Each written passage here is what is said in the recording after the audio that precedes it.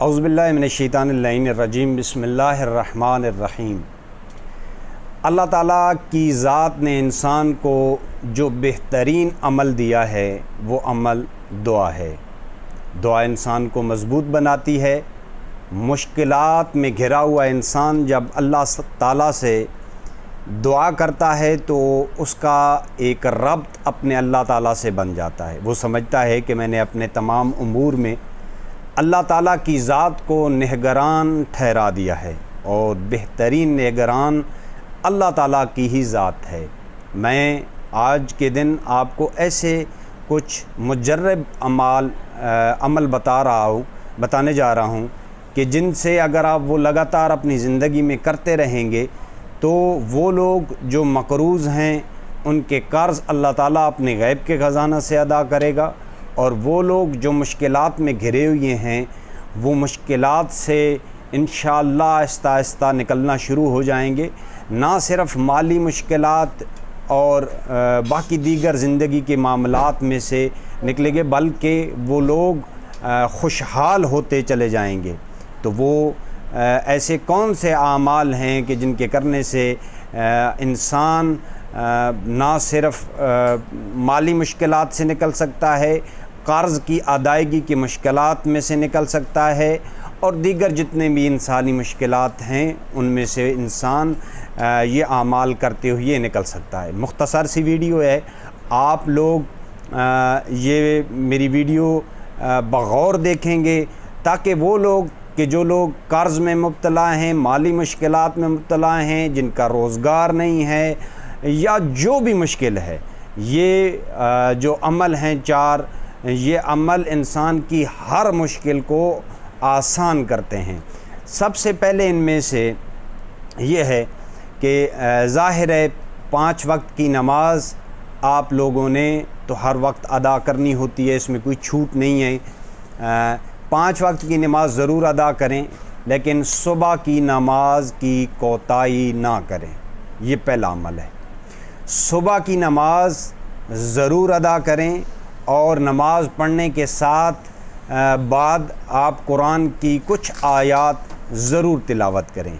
इनमें हो सकता है कि अगर आप कोई भी छोटी सूरा भी पढ़ सकते हैं तो पढ़ें ज़रूर, लेकिन एक कुरान का रुकू या अगर हो सके आपसे तो सूरत यासीन सुबह के टाइम ज़रूर पढ़ें। एक ये पहला अमल है। दूसरा अमल यह है कि नमाज जब आप 5 पढ़ रहे होते हैं तो हर नमाज के बाद आप लोगों ने 2 दुआएं मांगनी हैं। हर नमाज पढ़ने के बाद आप लोगों ने 2 मुख्तसर सी दुआएं हैं, मेरी इस वीडियो के आगे स्क्रीन पे वो आपको लिखी हुई नज़र भी आएंगी दुआएं। अगर किसी बरादरान को चाहिए हो तो मैं उनको व्हाट्सएप पे सेंड भी कर सकता हूँ। वैसे मैं पढ़ के भी आपको बताता हूँ कि 2 दुआएं आपने हर नमाज के बाद ज़रूर अदा करनी है, ज़रूर मांगनी है दुआएं, और दिल से मांगनी है। जो लोग मुश्किलात में घिरे हुए होते हैं उनको चाहिए कि दुआ मांगने का तरीक़ा जो है, अल्लाह से मांगने का तरीक़ा जो है वो अगर किसी को इल्म नहीं है तो मौला सज्जाद अलैहिस्सलाम की सहीफ़े सज्जादिया को पढ़े, और जिसमें इमाम अलैहिस्सलाम ने बताया है कि अल्लाह ताला से कोई चीज़ मांगने या अल्लाह ताला से दुआ करने का खालिसतन तरीक़ा क्या है। तो आप लोगों ने 9 मरतबा हर नमाज के बाद कहना है, हस्बी अल्लाहु ला इलाहा इल्ला हुवा अलैहि तवक्कलतु व हुवा रब्बुल अर्शिल अज़ीम। ये एक दुआ है, ये जो आपने पढ़नी है। दूसरा आपने कहना है, ये 9 मरतबा ये कहना है, और 9 मरतबा आपने कहना है, या मुसब्बिबल अस्बाब अल्लाह सब्बिबली खैर है, या मुसब्बिबल अस्बाब अल्लाह सब्बिबली खैर। मेरे सामने ये लिखी हुई आ रही होंगी, आप इनका जो है आप इनको नोट आउट भी कर लें, या फिर मेरी वीडियो बार बार सुनेंगे तो आपको याद भी हो जाएगी। अगर किसी को चाहिए होंगी तो मैं आपको ये लिख के भी सेंड कर दूंगा। तीसरी चीज़ जो आप लोगों ने करनी है वो हर वक्त बावुज़ू रहना है। कोशिश किया करें कि बावुज़ू रहा करें, एक नमाज और दूसरी नमाज के दरमियान भी आपको बावुज़ू रहना ज़रूरी है, क्योंकि इंसान जब निजासत में होता है तो रेजिस चीज़ जो होती है वो पाक हस्तियों से दूर होती है। तो इंसान को चाहिए कि हर वक्त वो बावुज़ू रहे। इंसान को हाजत होती है, वो जाता है बैतुल खला में, लेकिन जब वापस आए तो बेहतरीन तरीके से फिर वुज़ू करके अपने ज़िंदगी के उमूर में शामिल हो जाए और ज़िंदगी के काम करता रहे। लेकिन बावुज़ू रहना ये तीसरी शर्त है। पहली शर्त मैंने आपको बताई है कि सुबह नमाज़ पढ़नी है, और नमाज़ पढ़ने के बाद आपने कुरान की कुछ आयात ज़रूर पढ़नी है। हो सके तो सूरत यासीन की तिलावत करें। दूसरा मैंने आपको बताया है कि हर नमाज के बाद आपने 9 दफ़ा हस्बी अल्लाहु ला इलाहा इल्लल्लाहु अलैहि तवक्कलतु व हुवा रब्बुल अर्शिल अज़ीम ये पढ़ना है। और फिर आपने पढ़ना है या मुसब्बिबल अस्बाबल्ला सब्बिबली खैरा, ये भी 9 मरतबा पढ़ना है। इसके अलावा आपने एक सूरत जो है, ये तीनों गए। चौथा अमल ये है कि आपने इशा के बाद, इशा की नमाज के बाद सूरत वाक़िया को अपनी ज़िंदगी का मामूल बना लेना है। जिस तरह से जो लोग नमाज पंजगाना वाजिब तरीके से रोज़ाना अदा करते हैं, तो इसी तरीके से अगर आप लोग नमाज इशा के बाद सूरत वाक़िया की तिलावत करना शुरू कर दें तो मैं समझता हूँ कि ना सिर्फ़ माली मुश्किलात हल होंगी, बल्कि दीगर इंसान की जितनी भी मुश्किलात हैं वो हल होना शुरू हो जाएंगी। और ये 3, और इसमें कोई ब्रेक ना आए, यानी आंधी हो, तूफ़ान हो, आप जहाँ भी मौजूद हैं नमाज तो आपने पढ़नी है। आजकल एंड्रॉयड मोबाइल का ज़माना है। मोबाइल में आपने अगर कुरान रखा हुआ है, नहीं रखा हुआ जिन लोगों ने कुरान मोबाइल में, वो आज से ही मोबाइल कुरान की एप्लीकेशन डाउनलोड करें और कुरान को निकाल के वहाँ पे जहाँ भी आप मौजूद हैं वहाँ निकाल के आप लोग वो सूरत वाक़िया पढ़ सकते हैं। इसके अलावा जो लोग कुरान नहीं पढ़ सकते, मुझे याद है उनके लिए वो लोग यूट्यूब से कुरान की तिलावत सुन सकते हैं। यानी कि नमाज सुबह की पढ़ने के बाद जिन लोगों को कुरान पढ़ना नहीं आता है वो सूरह यासीन कैसे पढ़ें, तो वो सूरह यासीन यूट्यूब से निकाल के उससे हैंड फ्री लगा के या मोबाइल कान के नज़दीक रख के और बग़ौर उस सूरह को सुन सकते हैं। इसी तरह नमाज इशा के बाद आप लोग सूरत वाक़िया जो है वो भी सुन सकते हैं।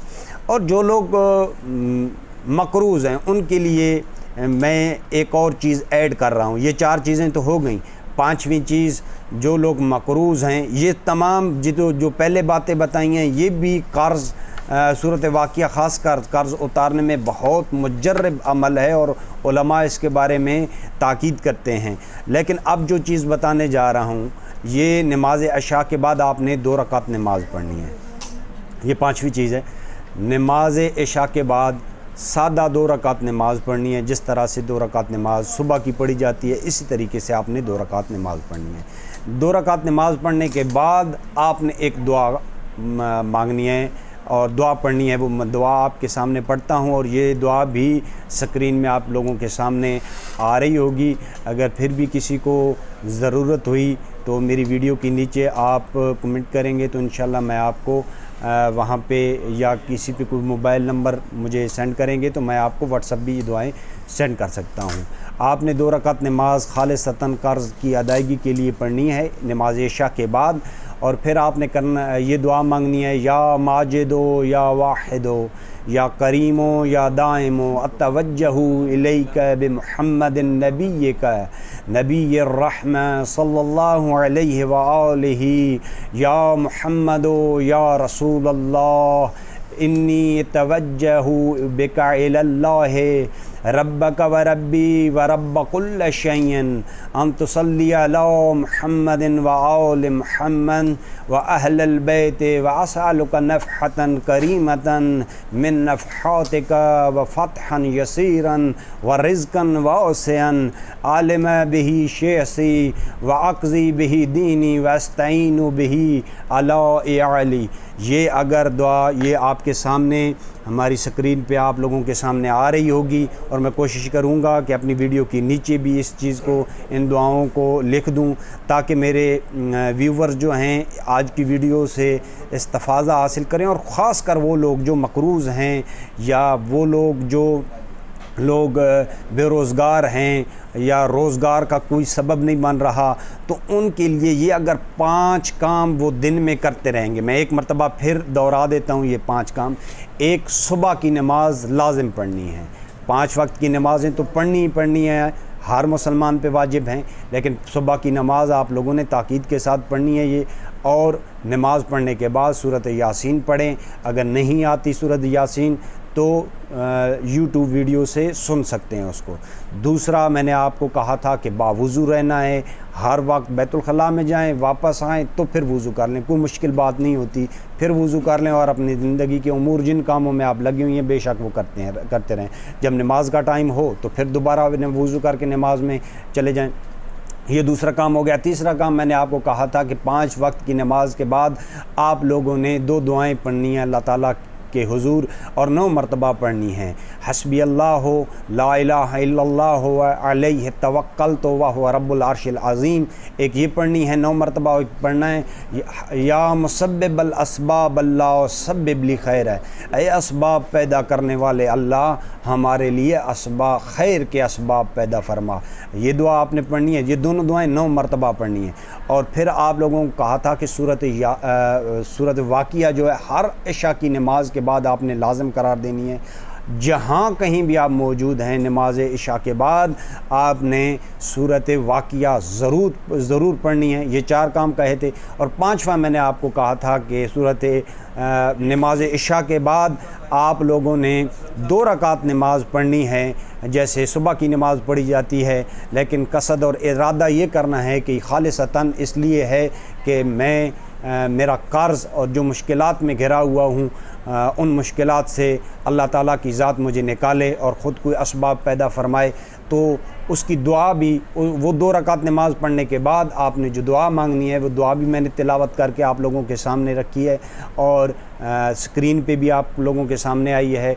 तो अगर ये काम आप डेली करते रहें और अपनी ज़िंदगी का मामूल बना लें, तो मैं नहीं समझता कि इंसान कोई भी मुश्किलात में घिरा रह सकता है एक लंबी देर तक, जबकि इंसान को यकीन भी हो कि अल्लाह की ज़ात जो है वो हमारे निगरान है और पुर मौजूद है, और पाक नबी हज़रत मोहम्मद सल्लल्लाहु अलैहि वसल्लम की ज़ात भी मौजूद है और आइम्मा कराम भी मौजूद हैं। तो मैं नहीं समझता कि इंसान को इतनी देर तक किसी भी मुश्किल में घिरा रह सकता है। तो मेरी वीडियोज़ को लाइक भी किया करें और सब्सक्राइब भी करें और शेयर भी करें, और ताकि मेरी आने वाली वीडियोज़ आप तक पहुंचती रहे। अगली वीडियो तक इजाज़त दीजिए। बहुत शुक्रिया। खुदा हाफ़िज़।